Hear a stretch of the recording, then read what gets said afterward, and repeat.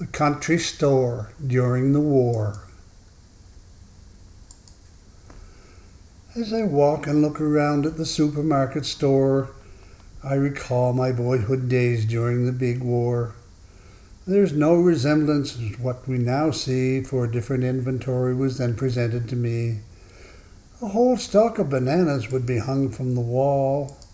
You picked the ones you desired and gave the owner a call. He would take the stalk down, pull off one or two, then put them in a brown paper bag. That's what he would do. One of the restrictions of life in wartime was a limited fashion, for most things you wanted or needed were limited by rations. All necessary things were limited in both quantity and size, so to land an extra amount of a restricted item was considered a prize. I'll trade 2 butter coupons for another jug of molasses, or maybe 5 pounds of sugar for a couple of fill-up car gases.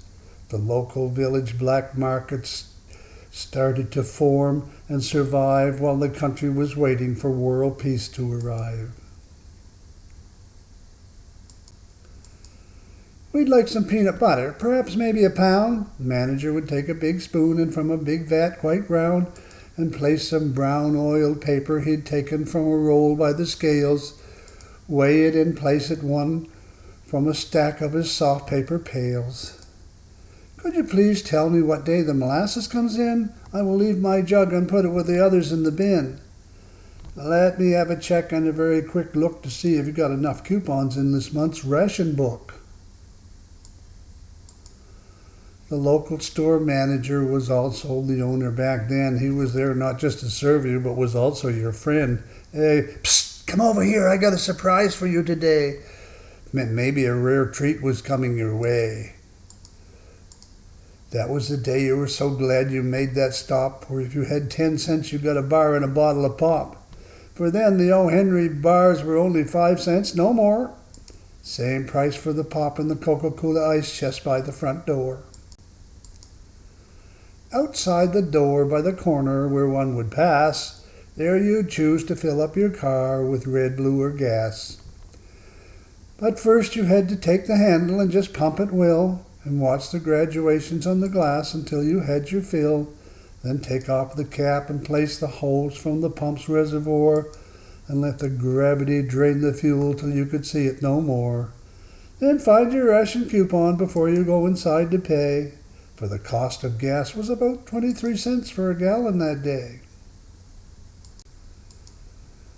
And every family of travelers just had better know there was a limit of 50 miles as how far your car was allowed to go. So the most dependable source for all things you would need, the country store was the sole source that could help you succeed. Maybe if you please give me a slice of that cheese, it's so nice. He'd remove the cloth from the outer layer, cut Mom a slice.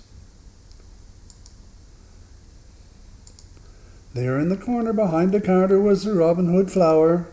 Moms would make clothing from that bag, bleaching it and sewing it by the hour.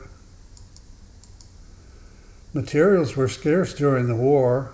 Hardly could find anything new, so families were enterprising, never wasting and making things do. The kids suffered wartime hardships, both the girls and the boys, for there were not available any metals for bikes or playtime toys. But the need for kids' toys the family always understood and answered the needs with dolls knitted and boys' toys of wood. And if we needed materials to make them or anything more, we just made a visit to that always reliable old country store. Hope you enjoyed my poem, the poet Laurie E.